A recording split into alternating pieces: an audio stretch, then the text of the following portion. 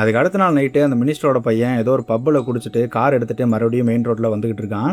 அந்த ரோட்டை யாரோ கல்லை வச்சு அப்படியே பிளாக் பண்ணி வச்சுருந்துருக்கானுங்க. இறங்கி போய் அந்த கல் எல்லாத்தையும் எடுத்து ஓரமாக போட்டுக்கிட்டு இருக்க நம்ம சைக்கோ லாயர் அங்கே வரான். கர்ச்சீஃபில் மயக்க மருந்தை கலந்து அவனை அங்கேயே மயக்கமடைய வைக்கிறான். அதுக்கப்புறமா மேக்கப் எடுத்து போட்டுக்கிட்டு காரில் ஏறி வேணும்னே அங்கே படுத்துக்கிட்டு இருந்த நிறையா பேர்த்து மேலே வண்டியை விட்டு கொலை பண்ணுறான். அதுவும் கரெக்டாக எந்த இடத்துல சிசிடிவி கேமரா இருக்கோ அதுக்கு கீழேயே இந்த வேலையை பார்க்குறான். வெளியில் வந்து போதையில் இருக்கிற மாதிரி அந்த கல்லை எடுத்து சிசிடிவி கேமராவை அடித்து உடைக்கிறதுக்காக ட்ரை பண்ணுறான்.